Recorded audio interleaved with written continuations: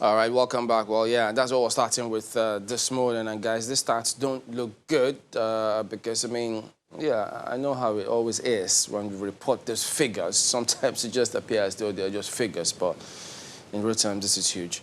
1962 up until 2012, for instance. 40 years. Wow.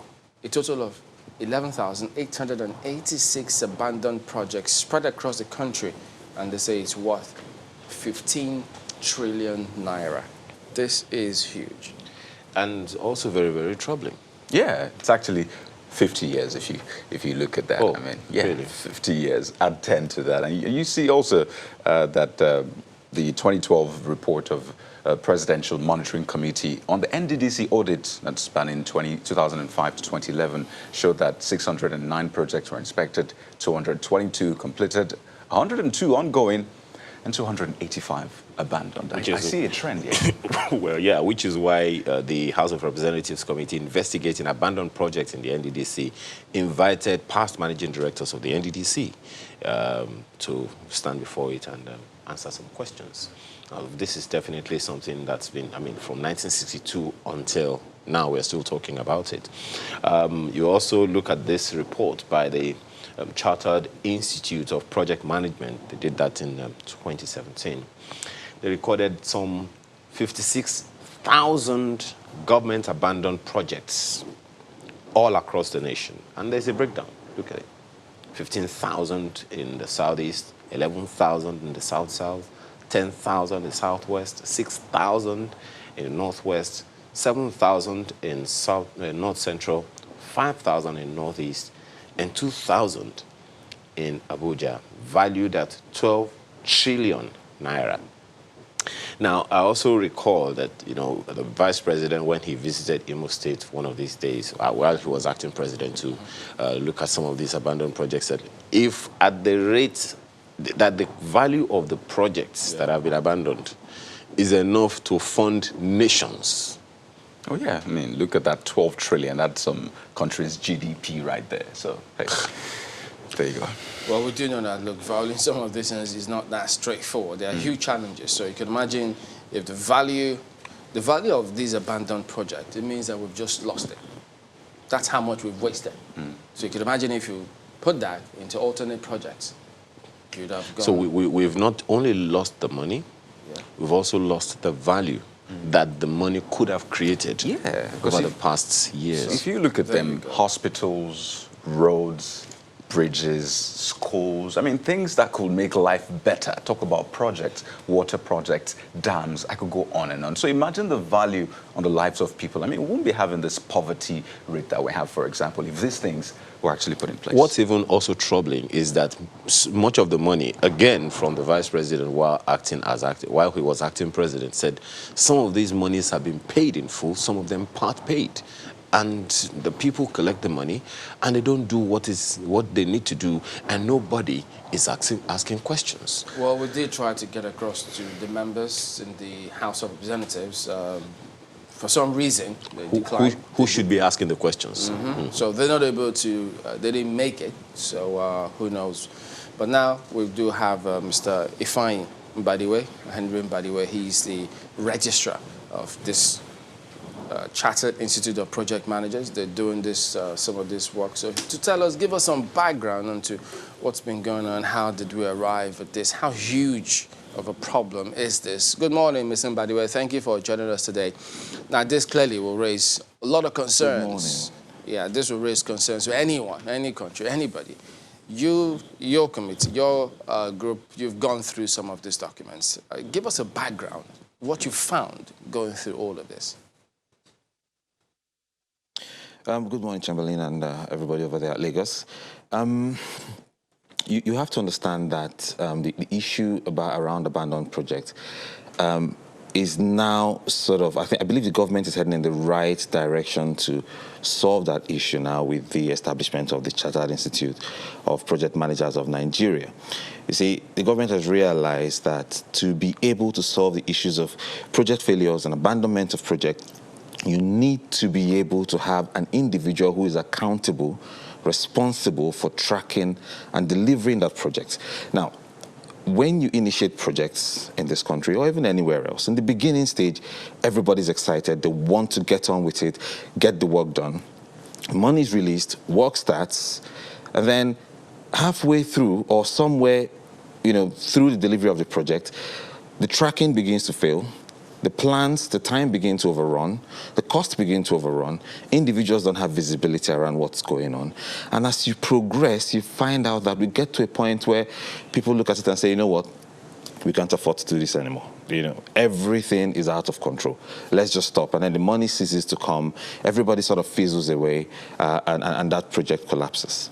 Now, the establishment of this institute will ensure that you not only have trained and accredited project managers looking after this project, but you have someone who is accountable, someone who's there from the onset when these projects are being commissioned, there through the project delivery process, and also there at the end project closure of the project. That person is the project manager, and in this country, that law has now made it very clear that a project manager should be responsible for this project, as this is the way it is done everywhere else in the world.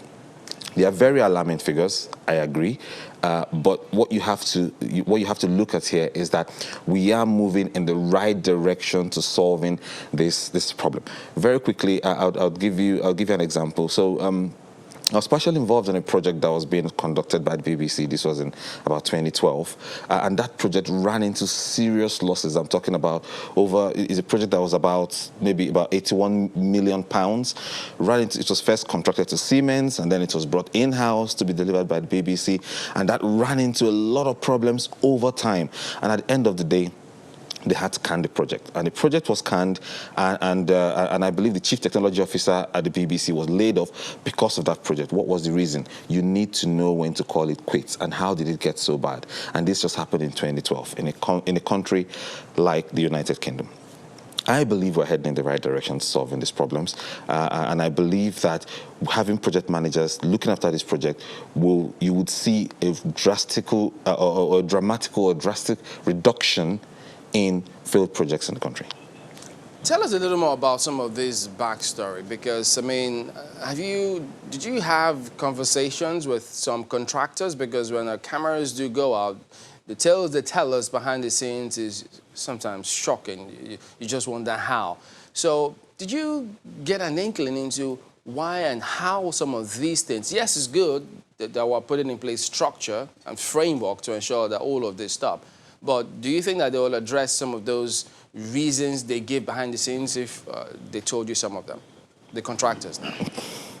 Well, yes. I mean, we're all in Nigeria. We hear a lot of reasons. We've had reasons such as, corruption is the reason for abandoned projects. We've had reasons to do with funds not being released on time, perhaps maybe even due to corruption or due to other factors.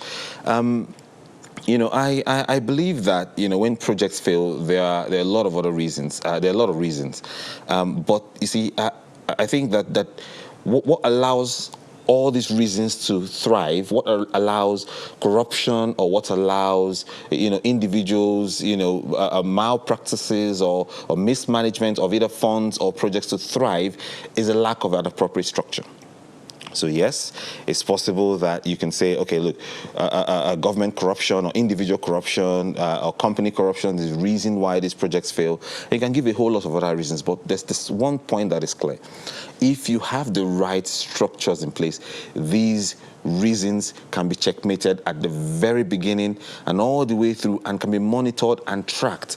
You see, I've worked in the UK, and there's something I noticed. When you drive along the road, you have signs, and these signs say to you, this is a 50-mile-per-hour road, and there are cameras in front, so be very careful, because there are cameras in front, and these cameras would capture your plate number if you overspeed. So that is the warning you get as a driver even before you get to that point. Now, the system is not designed to catch you out.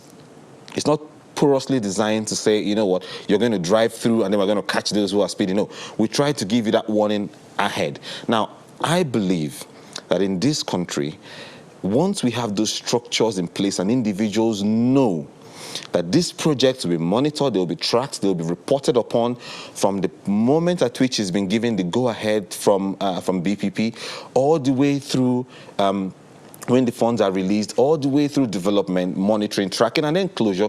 If you know that there's a robust process in place to track this project from inception to delivery, then you will act with caution. Because you hadn't had such processes before, or maybe because they were not that stringent, or that it wasn't a process that is, in force, individuals can take opportunity of those lapses and those gaps to be able to perpetrate some of these acts that cause these projects to fail. So I understand that we all understand the reasons, and we could list out a lot of these reasons, but once you have these structures in place. Let me just put one of those reasons out. And people say that perhaps we have this vast number of uncompleted projects or abandoned projects because of inflation, the fact that, people inflate projects. Let me just use that term. So the question is, from your findings, is it true that projects in Nigeria are much more expensive than what you find outside of Nigeria? And I'll give you an example. So there was a comparison between how much it costs to build a standard gauge rail gauge in Ghana compared to what we have in Nigeria. And findings showed that in Nigeria, it was much more expensive. But that's just an isolated case. From what you have seen so far, is that true? Well, I can't speak directly to costs or cost of projects that has taken place before this period, or perhaps these costs that have been put together and maybe we haven't been aware of it. But I do understand what you're talking about. In some cases, I can, we do see costs of projects being, sort of on the high side, within the country. And I know that individuals have actually expressed this. And some people have said, that projects are individuals pad projects, or you pad costing, you add a certain amount to that cost so that individuals can take out of that cost. But you see, so I haven't been directly involved in this, so I haven't really experienced this myself. However, this still goes back to the point that I'm trying to make. You see, because it's a process for project costing. Look, you do need to understand that in every project, you need to ensure that you have a bit of contingency. And however, it should be clearly marked contingency. You shouldn't say the cost of, a 2-kilometer rail or laying this rail foundations for a 2-kilometer rail is going to cost you, let's say, 2 million naira. However, the real cost is 500,000 naira. No. That's not right. Now, if that's been happening, as I said, it's difficult for me to speak to specific cases purely because we haven't been involved in terms of looking at how these projects have been costed, and we don't have project managers who have been involved in this costing project from the beginning. We have individuals coming together costing these projects however they seem fit and then going out there to deliver.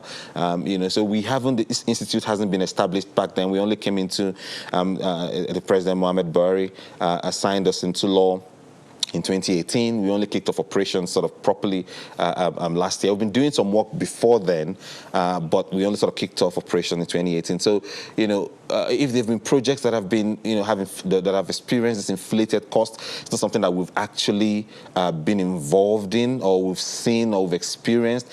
However, one thing I can say is understanding now that we will have an individual, a project manager who responds to our institute involved in this project, from putting together the costing, so we can actually call that person to account and say, hold on, you are the project manager designated for this project.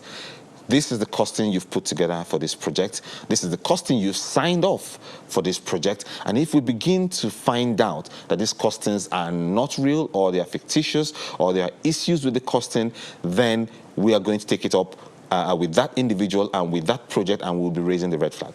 So I know that we have the Ministry of Budget and National Planning, and then we have your institute. Just a moment, pardon me. So whose primary mandate is it to monitor projects? Is it the Ministry of Budget and National Planning, or your institute? Because I think there's some form of overlap here. Am I right?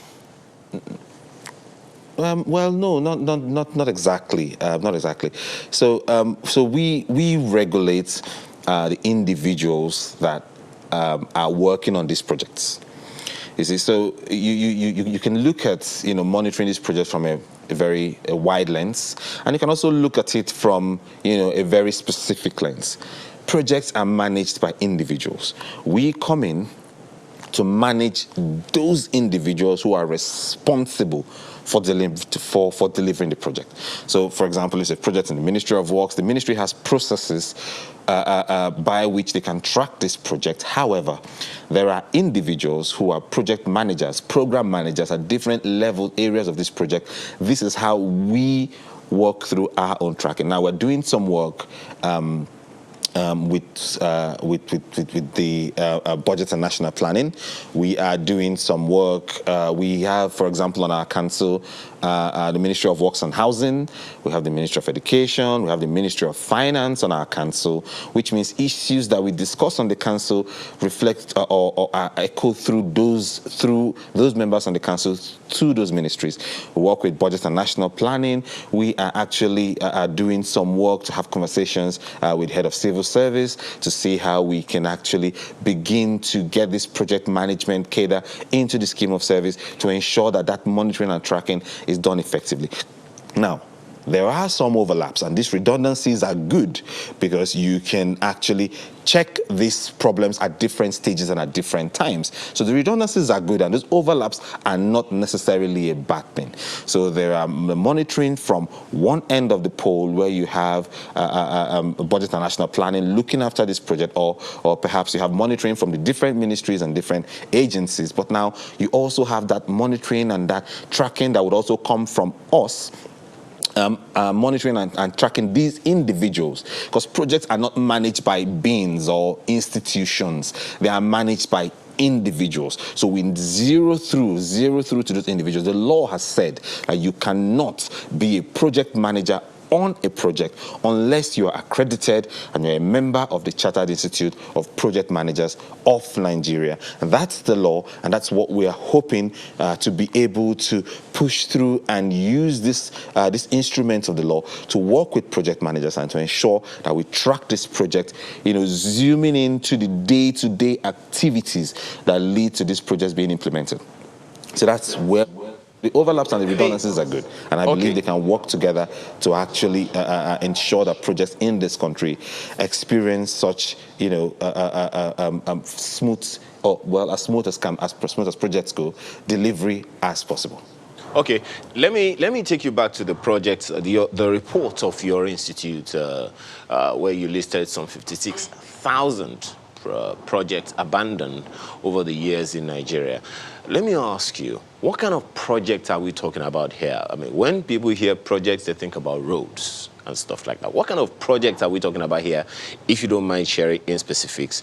And what have we lost as a result beyond the money?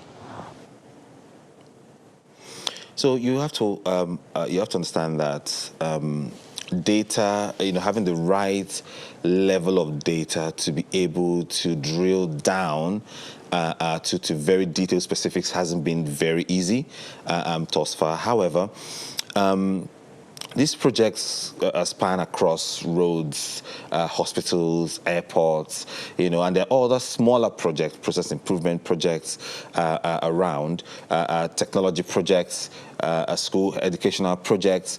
You see, so they do cut across every sector. I believe the report you're referring to was done in 2017. I believe they do cut across every sector. Now, don't forget that. These figures that you called, you're looking at a time period of, I think, about 1962, which obviously, as you know, we have gone through a lot of regime changes. We had the military rule and, all the way through. And we would understand that things hadn't always been in the best shape throughout that particular period. Not to say that we don't have projects failing across every sector of the country right now. Yes, we do have those problems right now, but you can't throw a blanket over it and say, look, it's across every sector. Yes, most of the projects in Nigeria are sort of infrastructure projects, oil and gas projects, road projects, building projects, construction projects, school projects, water projects. They do cut across all of those areas. However, we are also seeing technology projects also experiencing issues, and I think we need to put a lot of effort into sort of looking after these technology projects now, because about 12 years ago, if you look at the top 10 companies in the world, the first 5 were engineering firms, oil and gas firms, maybe power firms. You would find in the top. So you're looking at ExxonMobil, General Electric. These are companies who 12 years ago were the top 5 earners in the world. And now you have if you look at the top 10 companies in the world, the top 5 earners, you would find technology companies likes of Amazon and Google. You see, so it's no longer about building roads or water projects or bridges and all of that. We are going into that era where there will be a lot of technology projects in Nigeria, sprouting out here and there. And we need to make sure that going into this phase now, where you can see more spend happening than we ever had during the era of buildings and oil and gas and all of that. Not to say that we're not doing that now. We're going into technology projects, and we need to ensure that we have a keen eye on these projects to be able to manage technology projects so they are properly delivered. Because I think this is now the sector that you let me quickly follow up on that. Let me quickly follow up on that. Yes.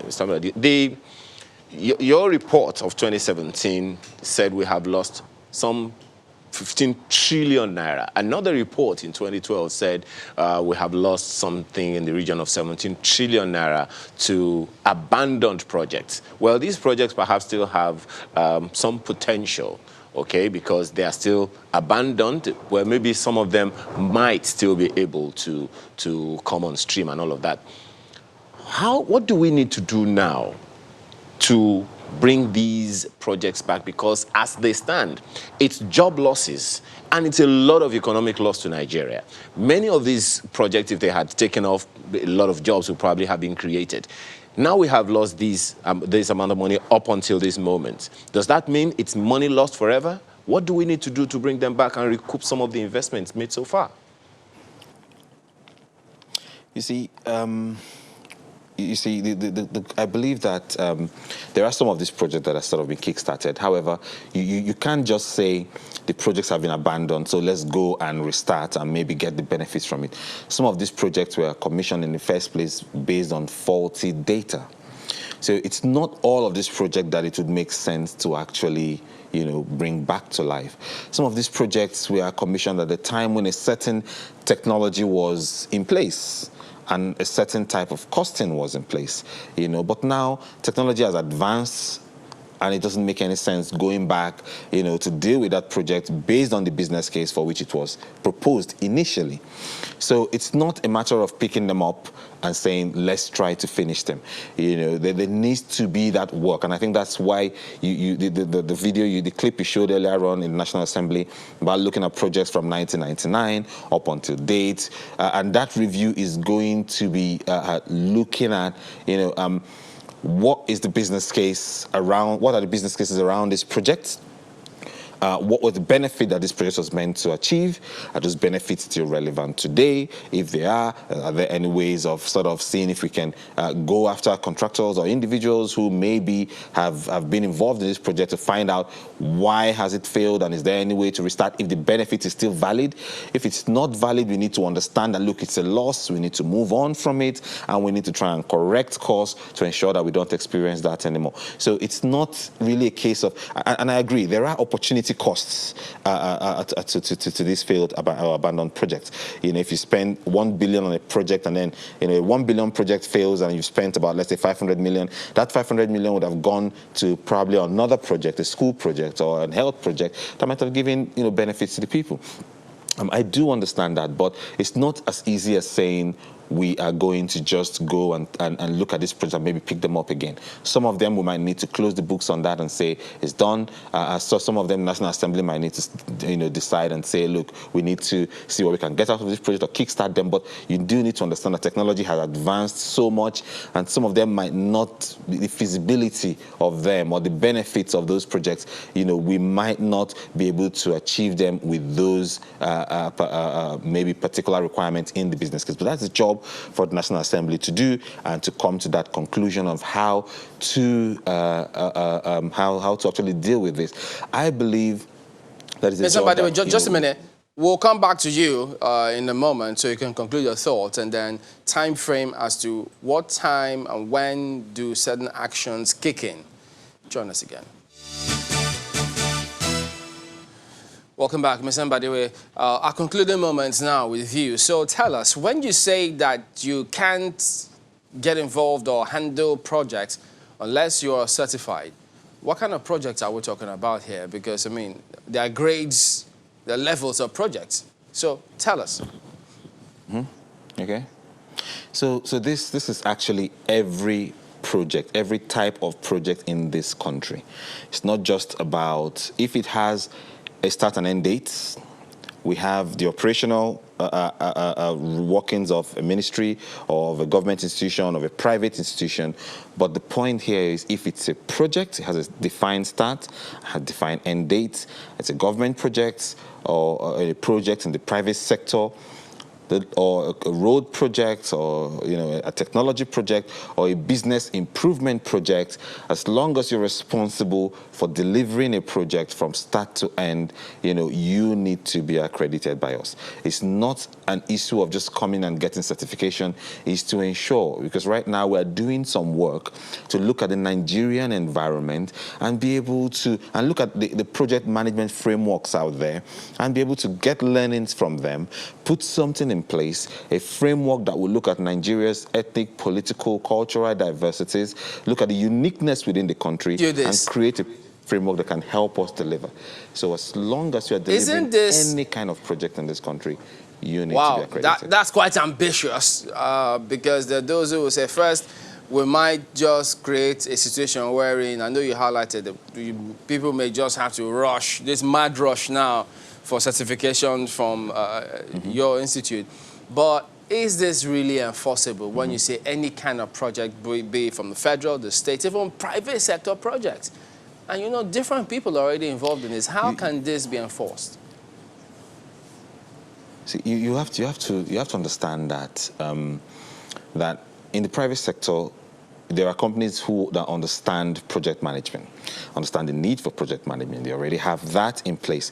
In fact, some of the workshops that we organized in Abuja and in Lagos to discuss the uniqueness of Nigeria and how relevant a bespoke project management framework would be for Nigeria, we had a lot of interest from the private sector. Private sector universities, private sector banks, construction companies, a lot of interest. I believe that Nigerians in the private sector are very keen on delivering projects properly, and they want to get that knowledge.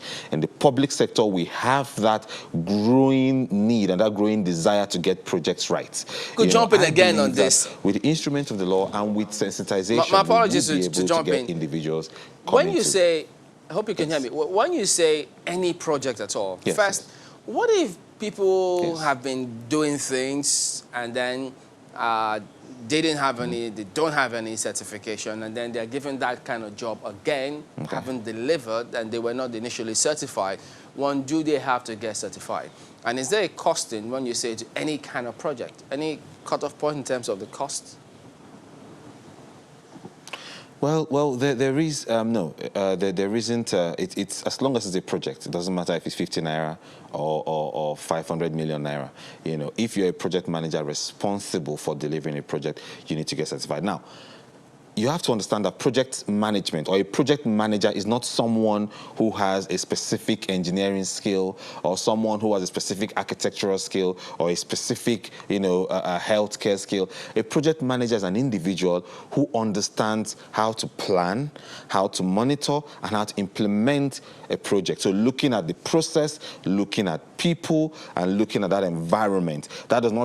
You don't have to be an engineer. You need to be an individual separated to look at this, to be able to manage these subject matter experts on a project. It is a skill set that stands alone. In the UK, it stands alone. In America, it stands alone. In Canada, it stands alone. In every developed country of the world, it stands alone. A project manager is an individual who's responsible from delivering a project from the very beginning all the way to the end. It doesn't matter what type of project. I have delivered projects for automobile companies. I've delivered projects for Audi. I've delivered projects for the BBC. I've delivered projects for Sky. I've delivered projects for a lot of companies, a lot of international companies, not just in one sector, in various sectors. I am a project manager, and I have that experience to be able to do that work, not because I have a media experience or because I'm an engineer and I understand mechanical engineering or auto engineering, or not because of that, but because I'm specialized in now, planning and tracking and monitoring all the way through. Right. So right now, how many chartered project managers do you have registered with your institute? So we've been very we haven't thrown that net open to say, look, everyone come in. But I think we have in a region of about 100 plus, about 147, I believe, currently registered. And we're sort of taking it easy. I think, in fact, this program would be most likely the only scenario that most people might have, heard about the work that we do. But the issue is we're trying to take it a bit easy because we're dealing with this framework at the moment. And at the point at which we have this, and we're doing some other work with the federal government to get ourselves well positioned to be able to launch out properly and effectively, having understood the synergies around the government ministries and agencies. But as soon as we have all of that in place, you would see that net begin to open and become a bit wider. Saying now is that you've not started enforcing that if you're not a project manager, you shouldn't handle projects. Is that what you're saying? No, so we haven't gone out to enforce. And when I say enforce, please understand that word is used very loosely. It's not really about getting the stick and going after people and saying, oh, look, you're not a project manager, we need to get you. We believe that Nigerians are ready for this, and we will get that sensitization out and get that engagement. That's what we really need. We need that engagement. We need people to see the value of it, and then we get engagement. Not to say that we will not enforce this in the traditional sense of enforcement, because it will be irresponsible not to do that, but our approach is to get that engagement, get that framework out, have those processes out, begin to bring individuals in, to go through this process and understand not just certification. You're not a project manager because you read and studied and passed an exam. You're a project manager because there is a process by which you've gone out in the field, you understand the theory part of it, and you've been able to apply that theory to a practical situation and come out of it, successfully. Then you say you're a project manager. This is the approach that we are taking within the institute to be able to build that skill set internally. So when we say enforce, we're not looking at getting the stick out, but it's something that we're going to get that sort of, get that synergy around, and then obviously you see people begin to work with this. Well, Twitter is already abuzz with people who are interested in what you're doing. You may want to go visit there right now. But my colleague asked the question the other time. You said, look, whether it's a 50 naira project or a 50 million naira project, they have to come through you. I'd like to know, because most of these projects that we're talking about are government projects. From your report, from the reports of the Project Audit Commission of 2012, and from some of the reports that even the federal government today have also conducted, they are federal government projects. So what kind of interface are you going to have, or will you be having, with ministries, departments, and agencies in order to get this to end this tide of abandoned projects. We are also not unaware that the House of Representatives is coming up with what they call an economy stimulus bill to put an end to the spate of abandoned projects. You mentioned the Public Bureau of BPP the other time. What kind of interface are you going to be having with these ministries, departments, and agencies to the effect that we will have an end to all kinds of abandoned projects? That's a very good question. This is the first time a chartered body like this has existed in Nigeria. I was appointed the registrar in just about September last year. And within that time, we have been having a lot of conversations with the BPP, with the Director General, Budget and Planning, our supervising minister, our supervising ministry, which is the Ministry of Industry, Trade and Investment. Our minister has been very helpful. He has that desire to see us thrive and to be able to do this work. We have the Ministry of Works, really keen, really involved, Ministry of Finance through the Director of Budget and Planning, really keen. The BPP had a meeting with them yesterday, and there will be other meetings in future. We are trying to work out that synergy, the way it's going to work. But one thing I can assure you and Nigerians is that there are individuals in these ministries that are really keen to see this work. The government is really keen to end this, spell. And I believe the government has taken the right step by signing our chartered body into law. I believe the government has taken the right step by acknowledging that a project manager must be responsible for delivering a project, because this is where we've seen problems in the past. No one is accountable. No one person is accountable. So we are still having those conversations, and I can assure you very, very good things are going to be coming out of it, and we'll begin to see this. Now, Nigeria is a country of about 2 million people. It's a huge country. All right, you cannot steer a big ship in a matter of months. Already, people say that you may need to check the website. They can't access it. They already want to affiliate. As you say, it's a big country, so people want to do things, and they just can't wait. They're in a hurry since yesterday.